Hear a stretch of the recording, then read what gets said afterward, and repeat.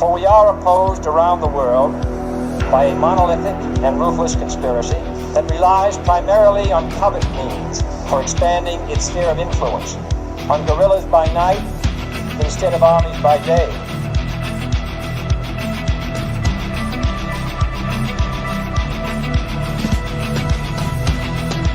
On infiltration instead of invasion, on subversion instead of elections. If I were the devil, I'd take from those who have and give to those who wanted until I had killed the incentive of the ambitious.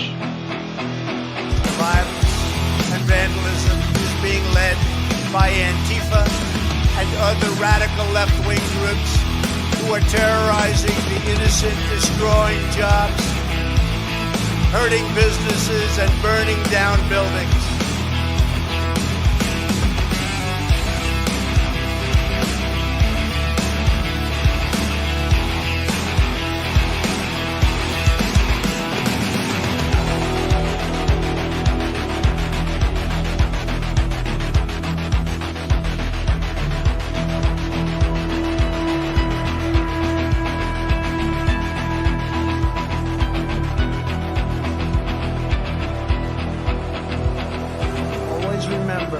They are coming after me because I am fighting for you. That's what's happening. Greetings, fellow thought criminals, and thank you for joining the insurrection. I'm Michael Lauber. This is Derek Evans. We've hit 100 days in the Trump revolution in America's new golden age, and there's plenty to celebrate, but we also have a lot more to ask for. Dude, I'll tell you what, this is the first 100 days. I cannot wait to see what happens in the first 1,000 days. This is going to be incredible. As always, guys, like, share, subscribe, all those good things. If you're watching live, hop in the comments, read every single comment. I'll do my very best to give you guys a shout out, kind of like this. We've already got Thaddeus over here in the X chat. Appreciate you for tuning in, and we have an awesome show lined up for you guys here today. Oh, absolutely. And we're just going to jump right into it today. Trump at 100 days, celebrating at Michigan rally with wins in on the border and more. And first 100 days of Trump upends the left. And I think that's really where it's at. It is the Democrat Party is in total disarray right now. They're not getting any better. If anything, they're continuing to decline, continuing to get worse, continuing to side with America's enemies and root for the destruction of our country. And it's becoming more and more obvious to America, everyday Americans, the people in the middle, the Democrat media, the mainstream media, they're in total decline. They're in disarray too. They don't know what to do. They don't know how to recover from it. We're going to have several stories coming up too that also reflect that. But, you know, for as much as all of us would still like to see done, when you look back and think it's only been 100 days and how much has already been accomplished, like, I don't think there's any other president in U.S. history that could do what has happened in the last 100 days and still be on top. Yeah, and I think that most people are still, myself included sometimes, I think we underestimate just how bad of a mess things were actually in when President Trump got sworn into office. It's hard to remember that far back. I know it's only 100 days, but I mean, it really is, at least the intricate details of it. I want to give a couple quick shout outs really quick. We got Shelly P down in Florida. We got John in the chat. We got Smash. We got John from Los Angeles, and we got Brian Dell. Appreciate you guys for tuning in over here. Actually, so Shelly just made a comment that I was getting ready to say, actually. So that she says the GOP needs to actually work and stop taking vacations. So we're gonna be covering a lot of the great wins of President Trump during these first 100 days. Before we get into all of that, though, because I don't want to rain on the parade later in the show, I do want to address something that Shelly just brought up. I put a tweet out about this earlier, a post, whatever it's called now. This is according to Grok. Okay, so according to Grok, 100 days into President Trump's term, our Republican-controlled House has only been in session around 31 total days.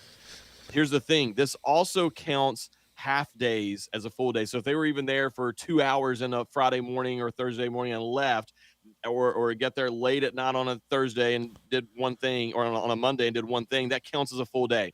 So 31 total days. So they've, out of the 100 days, our Republican-controlled House has been out of session for around 69 days. I'm sorry, but this is a total slap in the face of the MAGA base who elected these people. Every single one of them ran on President Trump's coattails. Not a single member of Congress outperformed President Trump in their home district. President Trump dragged everybody across the finish line. He's one of the hardest working presidents we've ever had. Not just the president, this administration, Tom Homan, RFK Jr., Kristi Noem, all these people. I mean, these are some of the Elon Musk. These are some of the hardest working administration people we've ever had in office.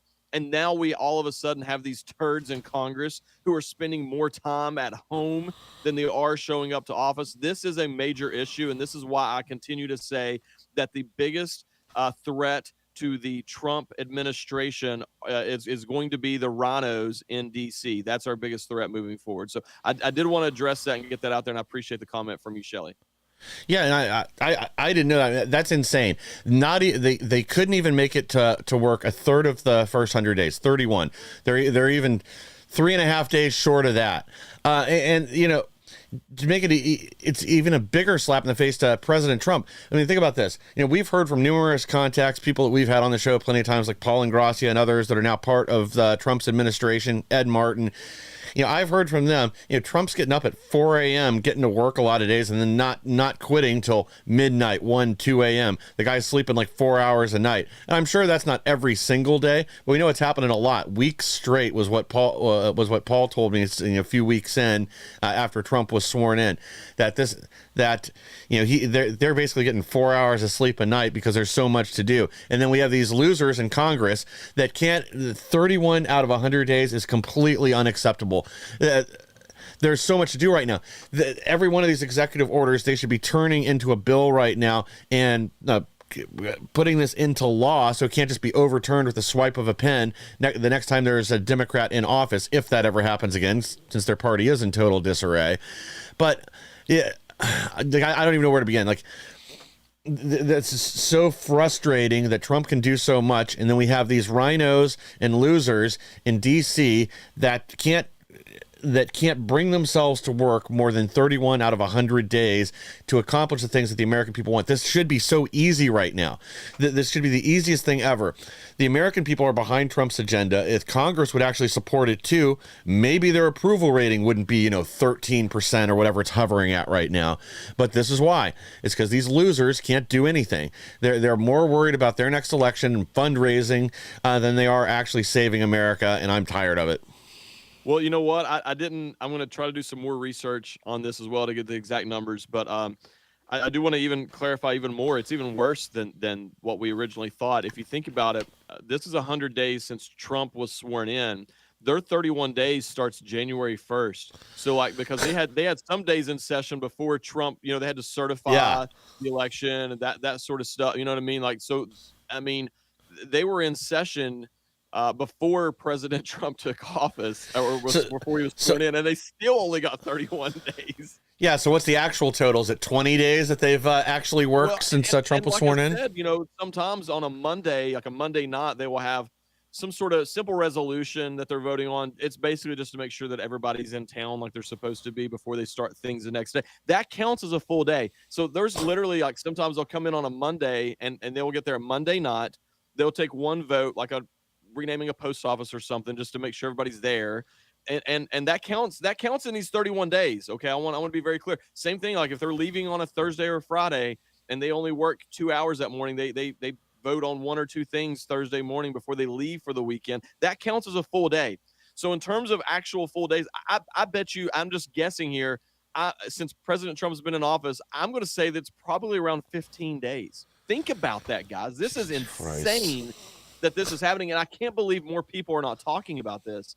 We've mentioned a few times on this show, I think right now is the perfect opportunity to start speaking about it, because I think it's going to put in perspective just how, I don't know if you want to use the word lazy, useless that's a good word, how useless our Republican-controlled Congress has been thus far. Yeah, no, I mean they're dead weight, unfortunately, and I don't see that changing anytime soon. Unfortunately, just because so many of these people are still swamp creatures, that there's very few people in office that are real fighters, that really are America First Republicans, and the few that are not effective.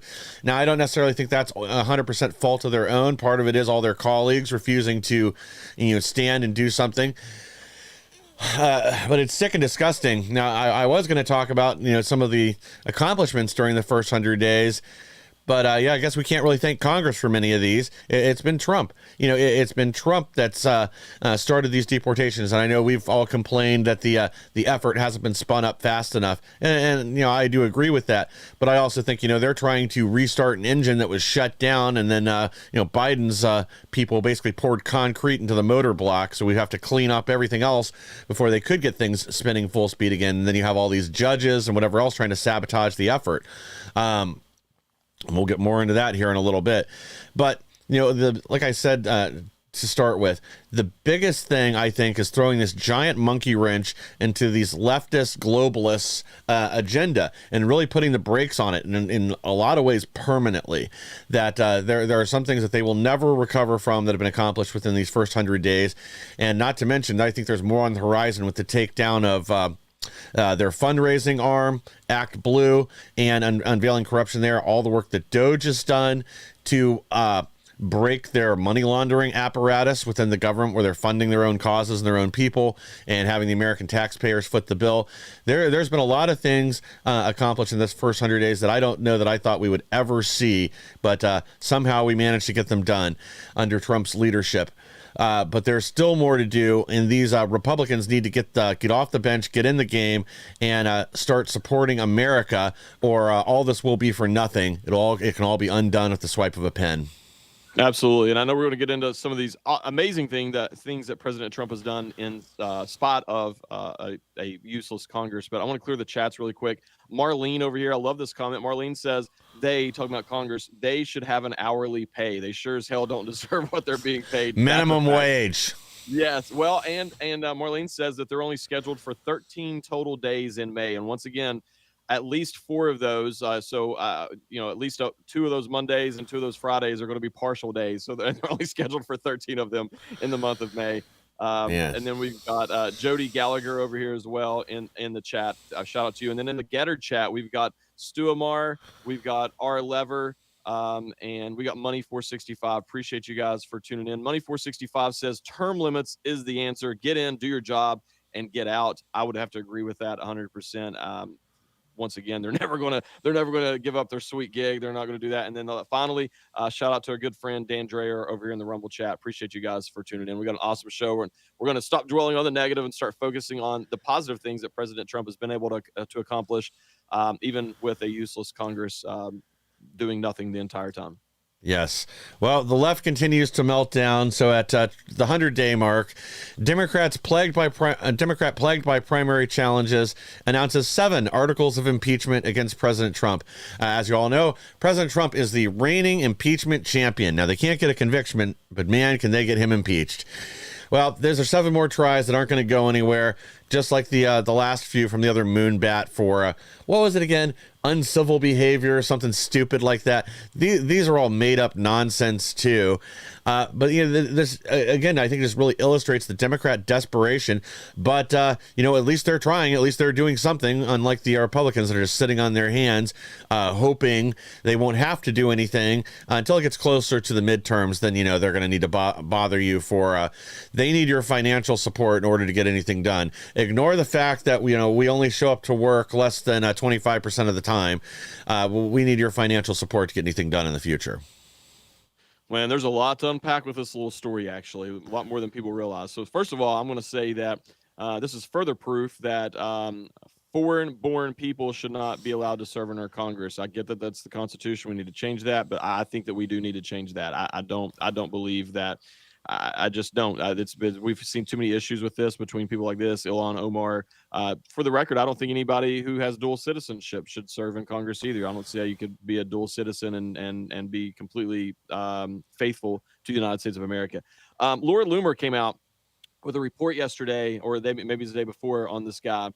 He is roughly $800,000 in campaign debt right now. And it is her belief that he has done this as a fundraising mechanism to get himself out of debt. Because, be honest, did anybody really even know who this guy was before he filed these articles of impeachment? I didn't, and I mean, I would argue that we follow the the politics Pretty closely, yeah. pretty closely compared to the average person. I didn't know who this guy was. I'm sure that the people in his district does, or people in the state of Michigan does, but I mean, I don't think the average American knew who this person was.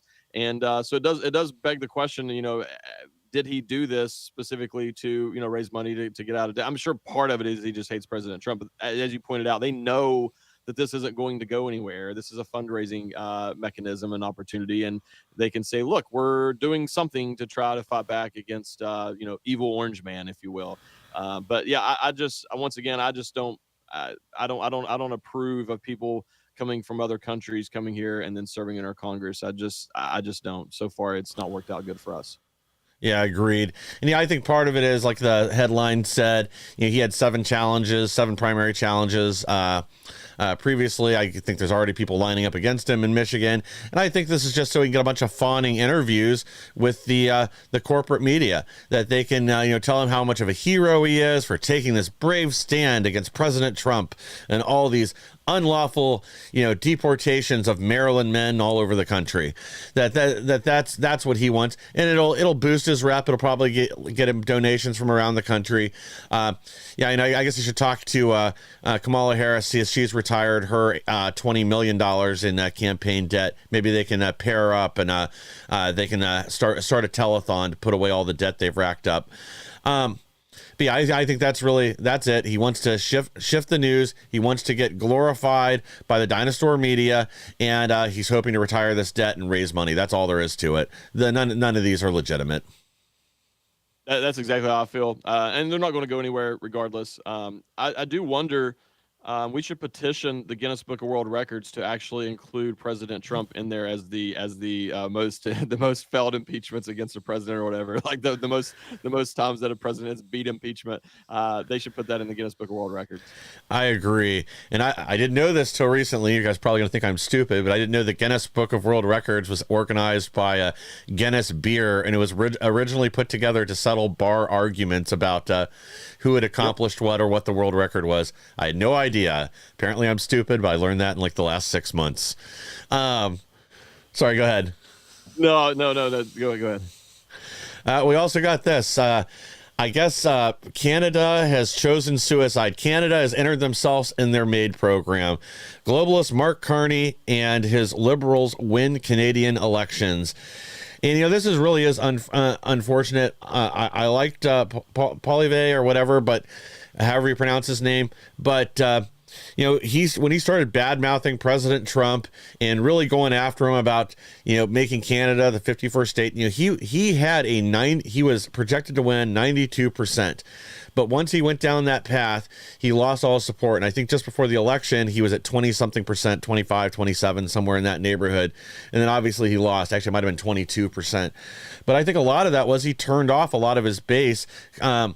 I think people would understand if it was just saying, Canada is always going to be their own independent country. But the tariffs and everything else, this guy, suddenly started bad-mouthing Trump, the America First movement, and a lot of other conservatives.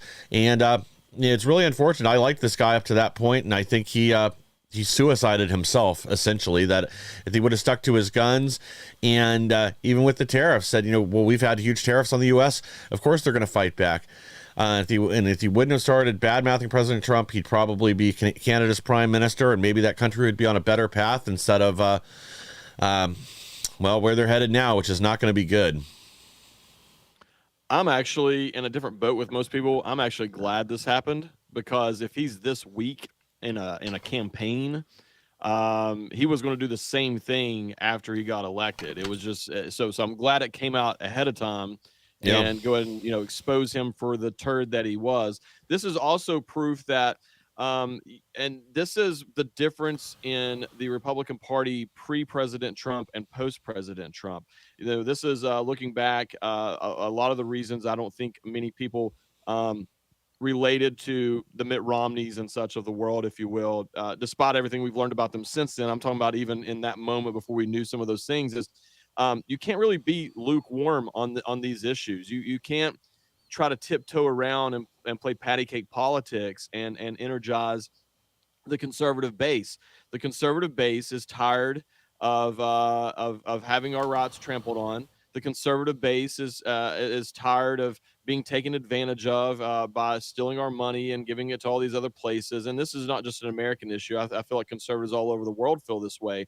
We're not looking for somebody to come in and be a little sit in the church pew and quietly say, "Man, golly gee willikers, I wish they would stop doing this." That's what he was basically doing when he started coming after President Trump as well. We want somebody who's going to come in and get in their face and grit your teeth and say, "You know what? By golly, if you want to fight in the street, we'll fight in the street, but you're not going to do this to these people anymore." That's what we're looking for. And that's why and people on the left and people in the middle and people in other, they can't figure out why we love President Trump so much. And I told CNN this. CNN came down to West Virginia and actually hung out with me for an entire day. And I told them, I said, "You guys are not understanding. It's not President Trump, the person. It is now. We love the man because we've gotten to know him. But when he first came down that escalator, it could have been anybody who had the ability to do what he did and was willing to take the stance that he did. It was just, he was the one who was willing to do it. And we all rallied behind that because he was publicly saying what we had all been privately saying around our kitchen tables, and nobody was listening to us. And that is what we're looking for right now. And so this should be a lesson to every single Republican politician in America. If this is the approach that you want to take, the same way this Canadian guy just did, you're going to end up with the same result, whether you lose in the primary or lose in the general. You're going to lose in the same result because the MAGA base is not going to come out and support weak, golly gee williker sort of politicians. We want some people who's going to stand on the front lines beside of President Trump and beat the drum of freedom for every conservative, every American, quite frankly, across the entire country. That's what we're looking for. Yeah, agreed. Now, I think you really hit on something right there. That you're right. It could have been anybody. What President Trump did that's really solidified his place within the America First movement and within the Republican Conservative Party is not just that he could articulate our views and push back against this leftist globalist cult that has infested our government here and around the world. It's that he actually took action to do something about it, to take control back, to tear down their lies and this apparatus that they put in place to control everyone. And if more politicians had his courage, not only would this movement continue to grow and swell, but we'd be left with a much better country and a much better world once a lot of these policies were actually put in place and we finally defeat this evil globalism that the left has glommed onto, that they've made it a part of their agenda, that we're all citizens of the world, that they take power away from America, they take resources, our wealth, our capital, our jobs, and they move them out around the world to diminish us here at home. Trump took a stand against that. If more of you guys would learn a lesson and do the same thing, again, not only would the world be a better place, but you would be able to sail to victory. That's exactly right. That's what it comes down to. We're once again, we're just looking for people who's going to fight for us, and have our back. And that's really all we're looking for. I mean, this guy, in Canada, for whatever reason, he started listening to the quote unquote experts again, probably started listening to the donor class, started listening to the pollsters and all of this garbage. And you know what though? He's getting what he deserves because he's a politician. President Trump is not a politician. I mean, you know what? Tom Homan said it best yesterday in an interview. They asked him, they said something about some polling numbers. And he said, "I'm not out here trying to win a beauty contest. I'm out here. I've got a job to do. I don't really care what the polls have to say about it, that we're going to do what needs to be done." And that's what we're needing. And that's what we're wanting. This guy just proved, luckily, before he got elected, that he was just another politician. We have too many politicians in politics right now. Exactly. Yeah, it's Polyvade left it at, Canada will be their own country. I'm Canada first. I love Canada, blah, blah, blah. I would understand that. The rest of the stuff, That's what doomed him. And unfortunately, I don't think his career will ever recover. He also lost his seat. He didn't just lose the run for prime minister. He also lost his seat in Congress there. And unfortunately, it's well-deserved. Guys, we got to take a quick break here from our sponsors, and we'll be right back with more. I hear every day about the products you all wish MyPillow carried. Well, guess what? We probably do. Slippers, bathrobes, pet beds, blankets, mattresses, sleepwear, loungewear, duvets, comforters, pot holders, aprons, oven mitts, and so much more. And they're all on sale. For example, get our best-selling standard MyPillows for only $14.98. Body pillows, $29.98.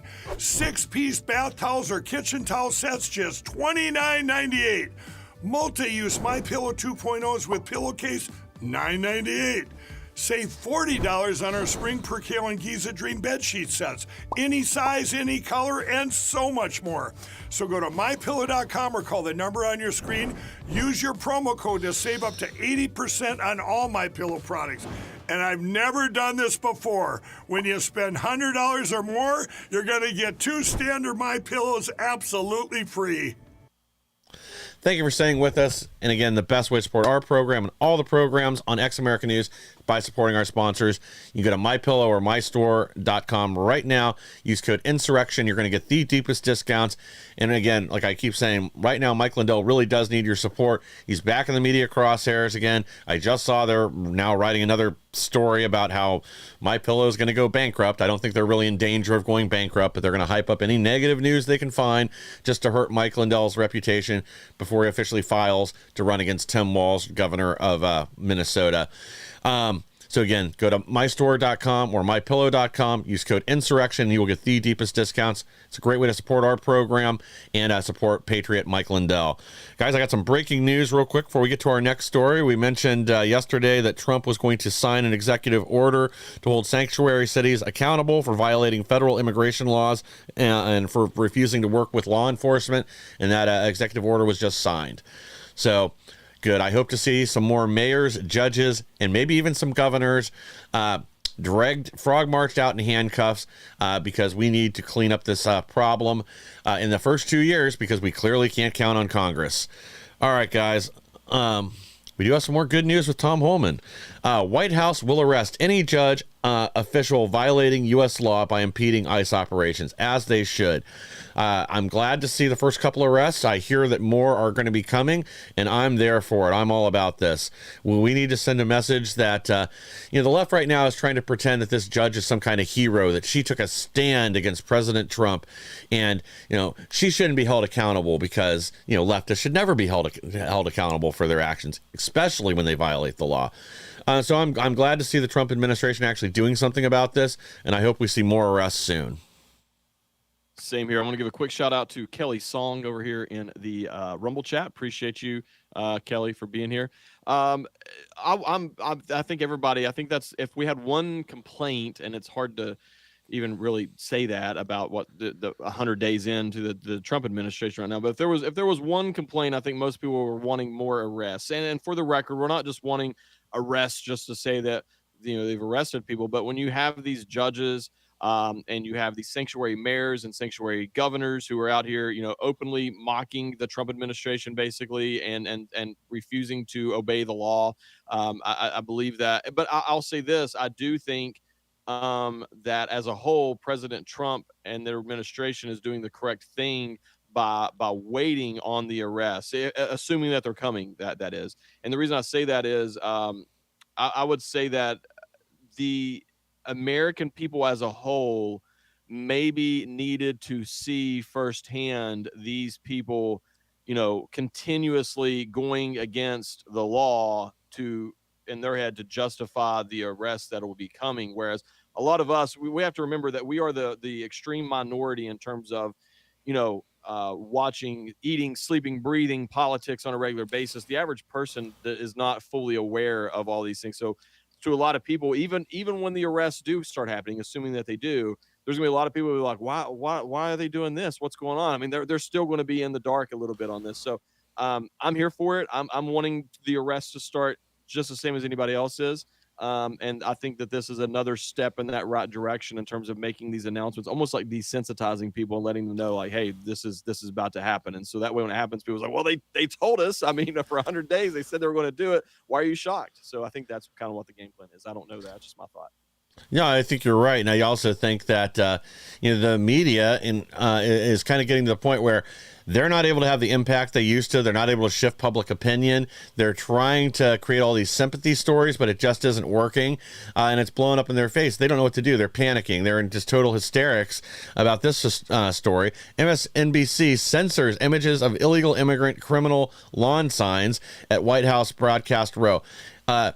So when Trump had them put up all these signs yesterday, the 100 illegal aliens arrested and deported for violent crimes, rapes, drug trafficking, human trafficking, and a variety of other things. It wasn't just MSNBC. CNN also blurred these out. They're telling their audience, well, we don't know. We can't confirm that this is really why all these people were deported. Or, one of them even said something about, well, we don't know that these 100, that none of them were, American citizens, or I don't remember how they phrased it exactly, but weren't allowed to, some of these people may have been allowed to be here. They're trying to paint Trump as some kind of a tyrant, just throwing out whoever he doesn't like, when that clearly isn't the case. It's not sticking. It's not working. But again, this is what they do. They're not worried about the truth. They're worried about manipulating public opinion so that it backs the deep state, that it backs their agenda. Otherwise, they are not there to inform the American people anymore. They really are enemies of the state. This is so despicable in so many ways for them doing that. I mean, if you really think about it in the context of everything, so sorry about that. So when a media outlet blurs the face of someone, they're doing it out of respect. They're doing it because that person is maybe innocent, and they're just a bystander in the background, and they're showing the criminal, and they want, or they're underage, their children. It's a thing of, like, they don't have to do that, but they do it out of respect for these people, to protect their identity for various different reasons. I have never known them ever. I want you guys to think about it. Maybe I'm missing this. I don't know, but I have never known the media to blur out the face of not only known criminals, but of alleged criminals. Even somebody who's alleged of doing something and has not been convicted in a court of law, they are the first to blast this person's face everywhere, regardless of what the crime is. It could be small, could be big, it does not matter. I mean, everything from your local news to your local newspapers, all the way up through, the national media. I have never in my life known them to blur out the faces of criminals, let alone people who have been proven to be criminals and proven to be terrorists. And the audacity of them to show them, or attempt to show them, that sort of respect as if there's some innocent bystander is absolutely one of the most disgusting things that our media has done during the President Trump's first 100 days, as far as I'm concerned. Well, and again, I think it just illustrates where their loyalties really lie. They're less concerned about the American people than they are about propping up foreign invader criminals that are here harming American citizens. Because let's not forget, the vast majority of these 100 that they put on the signs committed crimes here in America against American citizens. Almost all of them. There's a few that I guess their crimes are against other illegal aliens that are also here, but that's bad enough. They're still criminals. So again, to go out of your way to protect them and conceal their identity, again, not that anybody cares. These guys have already been deported. Does it really matter if we show their faces here now? And again, they're criminals. The vast majority with convictions already, not just charges or whatever. But they caught you here trying to sling dope, sell human beings, or terrorize your community. You deserve to be thrown out. But again, our media protects the villains and tries to paint the good guys as the bad guys in every situation, because they don't root for America. They root for America's enemies. This is who they are. And, you really cannot hate the media enough. We got yet another example of that right here. 60 Minutes host claims Paramount is trying to curry favor with Trump admin with content changes. Again, I'm going to disagree with Scott Pelley here. I think they're realizing they're in the toilet. Their audience is gone. It continues to get diminished, and they continue to use 60 Minutes instead of as a tool to do a deep dive into a story and get the truth to the American people. It's a tool to spin a narrative that they want. They ignore facts. They ignore people that are outspoken in favor of President Trump, in favor of America, and in favor of our agenda. Instead, they put up their own losers to try to shift the narrative, to try to make us feel sorry for, the poor government workers getting fired for not doing their job, or, the poor illegal aliens getting deported because they broke the law to be here. Instead, they just want your sympathy. They again, twist the facts, ignore evidence, ignore facts that would hurt their the case they're trying to make. It's about creating a narrative, and that's why they want changes at 60 Minutes, because they need to get back to a magazine show that people will actually watch and will actually get the truth out to the American people again. Oh, I agree 100%. We'll give a quick shout out to Misty, Bradley, and Michael over here. And then Shelly P says, if only they fought for Americans as hard as they fought for the illegals. And that's the truth. Here's the thing. I don't think that there's anything that the mainstream media can do at this point to save themselves. They are in an endangered species, if you will, that there's only either one male or one female left. They have no way to reproduce. Like they are on the way out the door. And they've done it to themselves, quite frankly. And the thing is, as the older generation dies off, the people who watched them for 30, 40 years, I mean, even a lot of the older generation is done with the mainstream media, but that's the only thing they're clinging to right now is the older generation watching that. The younger generation has really, quite frankly, never really latched on to mainstream media that much because we've grown up in the social media age. But even those who did has quickly seen just them for exactly what they are. And it's an exciting time, an exciting opportunity for, independent journalists, whether you're conservative or liberal, either one. It's an exciting time as independent journalists to be able to have the opportunity to go out here. I believe we're in the early stages of watching the entire mainstream apparatus collapse. I'll tell you what could be the death knell in them if they will go through with it is if RFK Jr. and President Trump abolish or prevent pharmaceutical companies from buying advertisements on TV. You will see the collapse happen almost overnight when that happens. I really believe that. They will go to shoestring budget very quickly. And quite frankly, they shouldn't be allowed to advertise those things. You can't advertise cigarettes or any of those things. They made those changes back in the 90s or whatever, maybe early 2000s. I don't see the difference here. And so I'm hoping that they make that sort of change. And I think that'd be the death knell in the coffin for the mainstream media. Oh, yeah, it would definitely crush them even more than they've crushed themselves because they won't have the budget to continue this propaganda machine. But, yeah, it's funny that they can't advertise cigarettes because, that might influence a kid to do something. But, making them attend drag shows or whatever else, that's going to have zero influence on decisions the child makes. Same with these pharmaceutical advertisements. I'm all in favor for it, despite the other public good that it would do. Just the fact that it would completely crush the media, that's good enough for me. I support removing the ads for that, if no other reason. Let's try to grab one more story here before we got to go to break.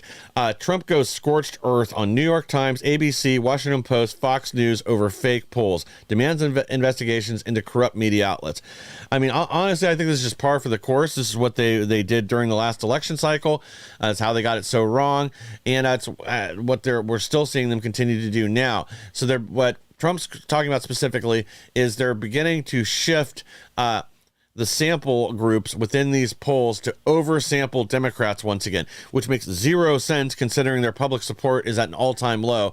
But now they're shifting them up, so Democrats are taking up more, up to 50% of the constituency in a lot of these polls. And they're just doing that to try to get Trump's numbers underwater because they want to try to create this is going to be their next narrative, that Trump's popularity is falling. And then they're going to say, oh, well, it's because of the tariffs. It's because of the immigration policy, blah, blah, blah. When in reality, that is not what the public opinion or the opinion of the American people is. They're just creating that by using bad methodology within these polls. And it's not about the truth. It's about pushing their narrative and their agenda. No, it absolutely is. What I don't understand is their logic and their reasoning for this. Like I said, President Trump's not going to be up for re-election. There's none of that. It's literally just so they can do a character assassinations on him and his administration in the media. That's really what this comes down to. There's no other reason to do this other than, I guess, maybe trying to go ahead and start laying the foundation for the 2028 election. I mean, I do give the left credit in this regard. They definitely think longer term than Republicans do, and that's just the sad reality, but it is true. That's the only thing I can think of. And but once again, I love that. I don't think that President Trump cares that much about, I mean, he does from a human standpoint, but in terms of affecting his administration, I don't think if a poll comes out and says the majority of Americans are against deportations, he's going to stop deportations. So that's what I don't get when I say I don't understand why they're doing this. They're not going to change anything. The only other thing I can think of is maybe it's to try to pick off some weak Republicans, to give them air cover, to go out and take a stand against evil, Orange Hitler, and try to sabotage legislation that's coming through that will put some of these changes these made through executive orders, enshrine them into law permanently, or undo some of the funding and other stuff that we'd like to see removed. But yeah, like you said, otherwise it just doesn't make sense. I think it's going to fall apart and blow up in their face just like everything else they do. I mean, it really is like, Wile E. Coyote and the Roadrunner right now, that, President Trump is the Roadrunner and just keeps pulling one over on him as he continues to accelerate down the highway, pushing America's agenda forward. Guys, we got to take a quick break, hear from our sponsors, and we'll be right back with more. Well, hello everybody, it's Annie Cyrus. Welcome to my art studio where all the magic happens. This is the station for painting, and that is the station for all the resin art I do. If you want to check out my art, all you gotta do is go to lutfstudio.com.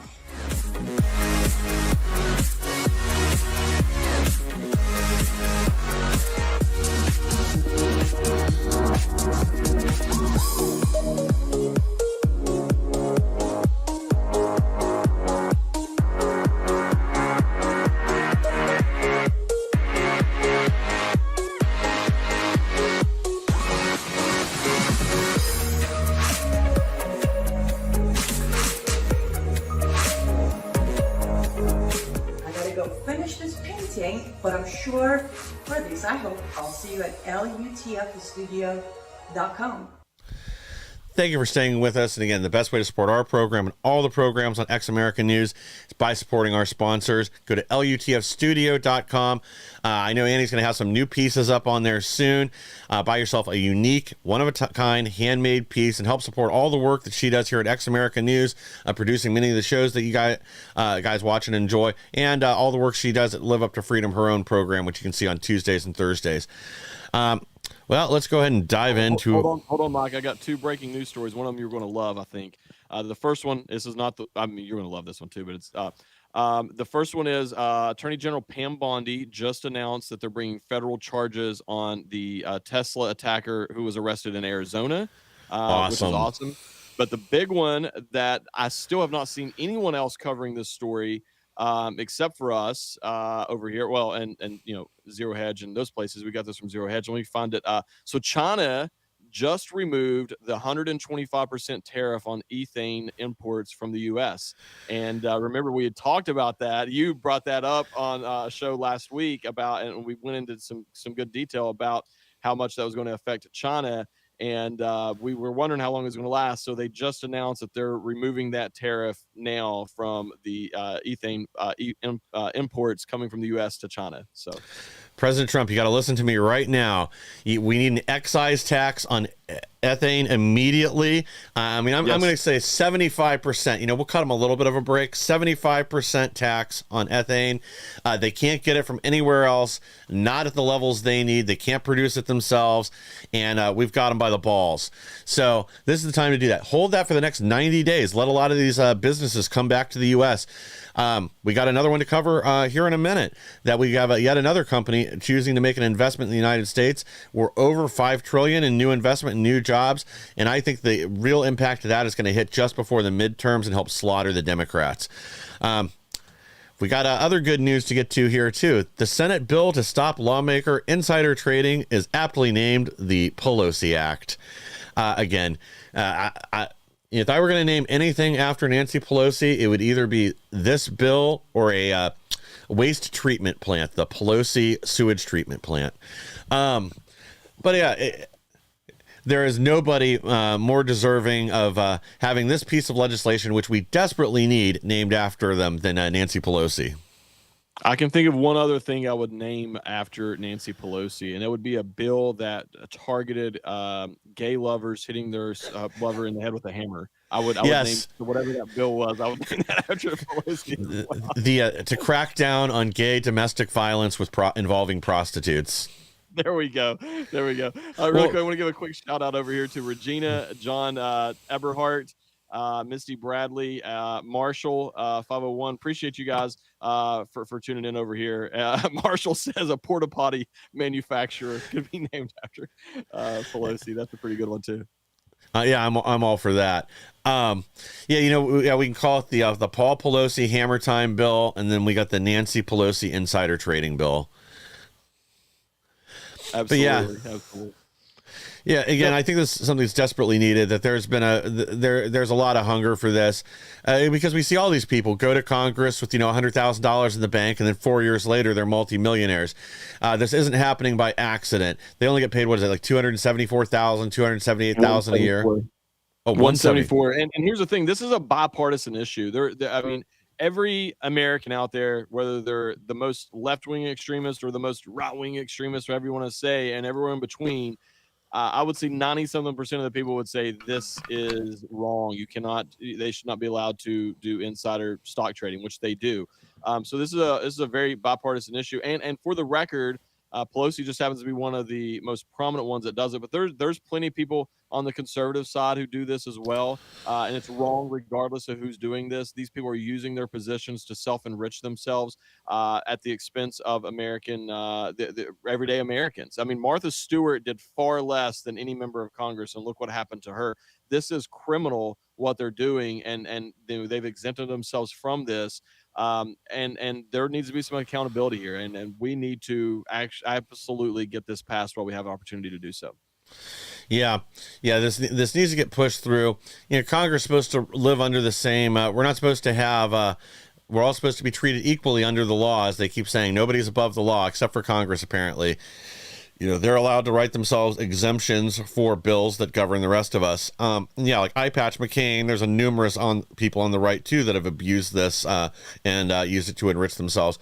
We also have to look into this, too, is besides the access to information they have and the power they have legislating over these companies, we need to look into, are there other companies approaching them and just giving them stock advice as a way to curry favor later? Tell them, like, hey, XYZ is going to happen with our company. It's going to be a huge boost in 2 months.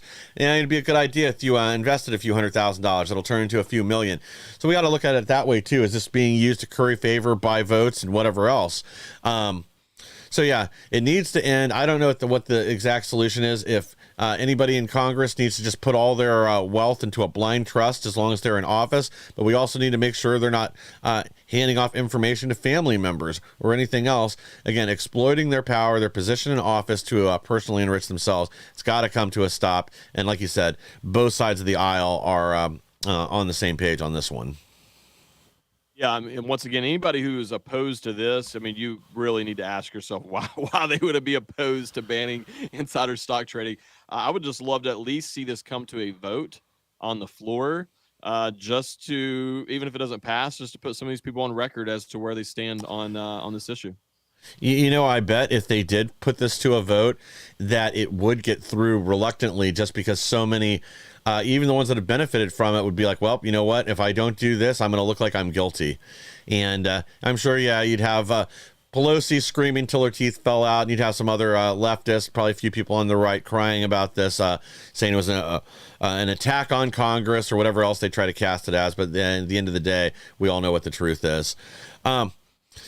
Well, we got Trump moves to ease automaker pain with tariff relief on foreign parts.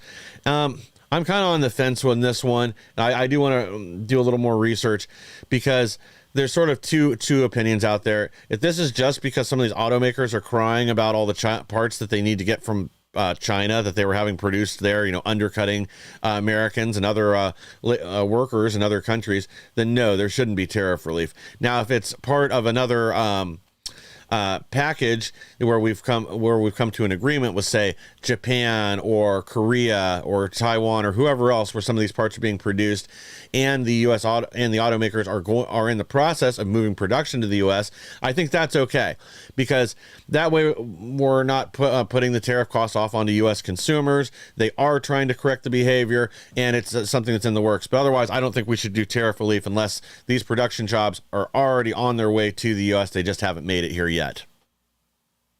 I'll be the first to admit I don't know a whole lot about this specific thing, that Trump is easing here. I will say that economically speaking, all these things are so intertwined and intertangled more than we could probably ever imagine in terms of the trickle effect of, like, you put a tariff on this and how many things it actually affects before it even gets to the consumer or even thinks about getting to the consumer.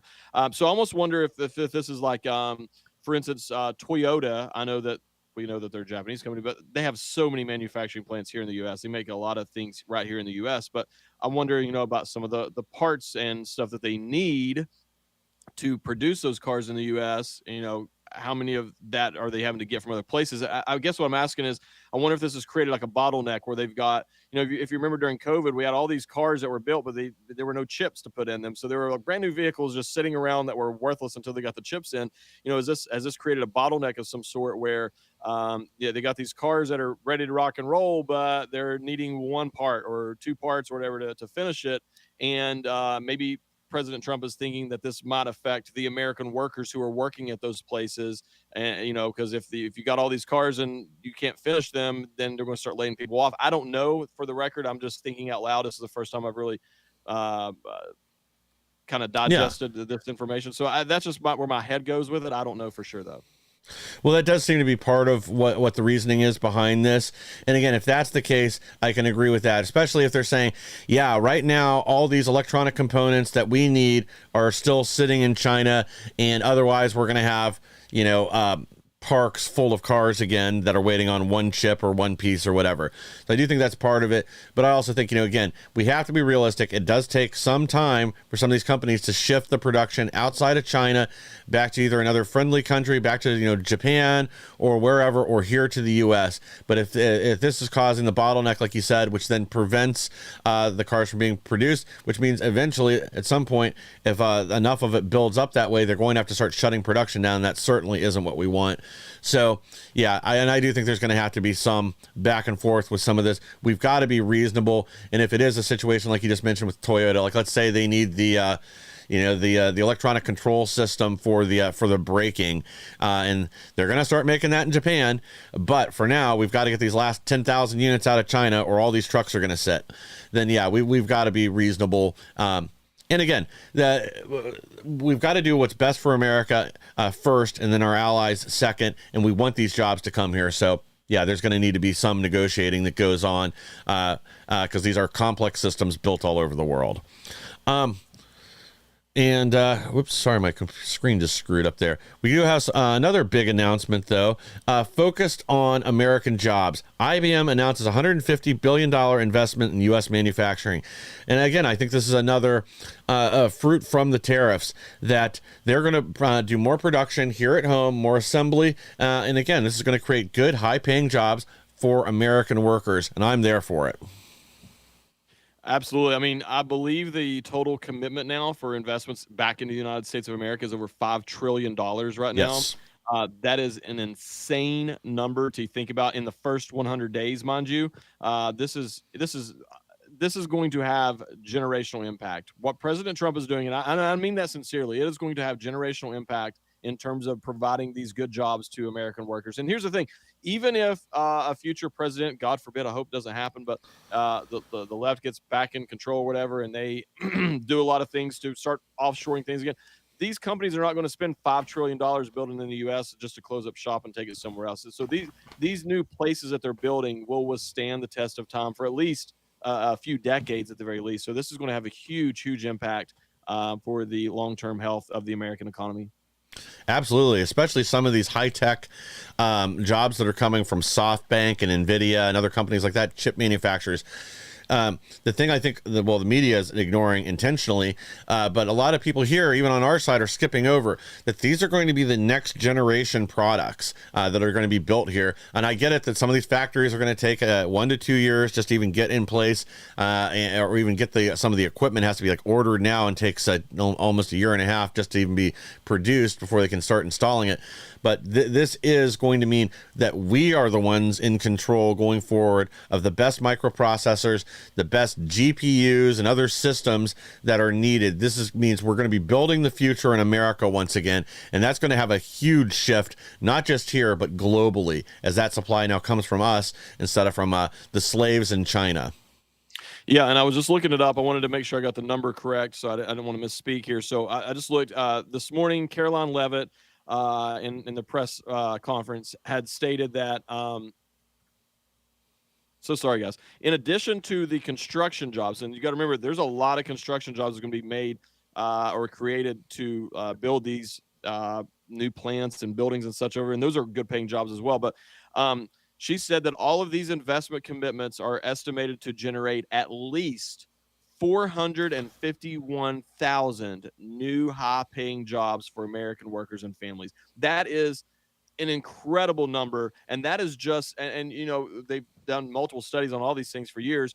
There's additional spinoff jobs that come from those as well. These are just 451,000 direct, good-paying jobs with insurance, with benefits you can raise a family on. This is restoring the American dream back to the American people. Agreed. And, you know, all you leftist journalists out there, you know, this is good for you, too, as all your news agencies get shuttered over the next couple of years because nobody's paying attention to you anymore. You're not going to have to just pick crops.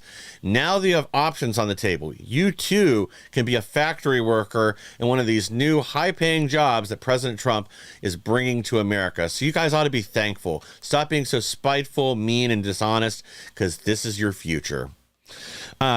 Let's go ahead and get to one more story here before we run out of time. Facebook blocks Charlestown, West Virginia council candidate's page with no further appeal. So this is Courtney Nill, and sorry if I'm pronouncing your last name incorrectly, but they took down her her campaign Facebook page. Apparently they said that she was impersonating herself, but the issue here is it doesn't seem to just be her. It seems to be a lot of other local GOP conservative candidates that Facebook is messing with right now. Is pulling down their page and again trying to handicap them in upcoming elections.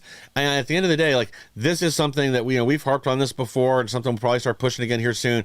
Is all of us do need to get more involved at the local level. If you want to shift policy, it's going to take compromises and sacrifices from all of us to get that done. Which means some of us are going to have to get out there and run for office. Go join your school board, join your city council. Run for another key position, something that you can make an impact. But if we have Facebook once again trying to put their thumb on the scale, this needs investigation and action immediately. Well, it's just further proof that Zuckerberg cannot be trusted. He is still, it's like funny. He's like, I want to be a free speech platform is what he says when he's with President Trump. And it's like, you're saying that while you are still censoring conservatives every single day on your platform. You're saying that while all of us from January 6th have still not had our accounts restored that we originally had on there as well. And some are still permanently banned for forever. This is an election interference, what they just did to this woman. That's election interference. There's no way to deny that at this point. And I hope that her some attorney out there hears this and is willing to sue Meta for election interference, or a Secretary of State's office here in West Virginia should do so, because that's exactly what it is. Yeah. And again, we're going to try to highlight this. Also try to reach out to her so we can get some more information. Come back to you guys with more on this here soon. I want to sneak in one last story before we go. Power restored in Spain, Portugal, as net zero becomes headache for Brussels. I'm going to read you guys this tweet from Paul Hennessy. This is great. Congratulations to Portugal and Spain for achieving net zero today. Zero emissions, zero electricity, and zero explanations. So a lot of this comes on the heels of a lot of countries in Europe, again, for whatever insane reason, despite what reality has shown them over the last few years, they continue to close coal power plants and nuclear plants, which are perfectly safe. Again, most nuclear plants are not Chernobyl. Even Fukushima was an insane natural disaster that they were, those generators were hardened against it, but that level of tsunami was unexpected. But yeah, this is the result of the Green New Deal, whether it's here or Europe's Green New Deal. Get used, if that's what you want, get used to rolling blackouts. I also like how the UK wants to block out the sun at the same time they're trying to push solar. Makes perfect sense to me.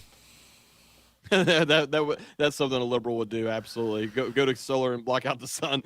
You can't even make this stuff up at this point. But yeah, look, what we saw in Spain and those places is the liberal utopia. That's exactly what they want. They want people to live Amish, and that's fine. I just don't want to do that if I don't have to. I'm fine with it if I have to, but if we don't have to, I don't see the point in doing so. So I thought the tweet was clever and funny and hilarious, and but that's what they want to get to eventually because that's the only way to get to net zero. I don't even know if you could do it then, to be honest with you, because they want to count cow farts and trees that are getting burnt as some sort of carbon emissions as well. So these people are insane. They're crazy. We got to get back to common sense in this world. Exactly. It's a war on humanity, a war on common sense. And of course, they only want you to do it. It doesn't apply to them. It's okay if they fly around in their private jets.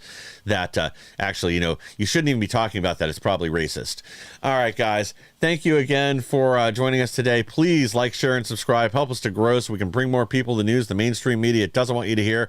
We're going to have some very special guests tomorrow morning. It's going to be a surprise.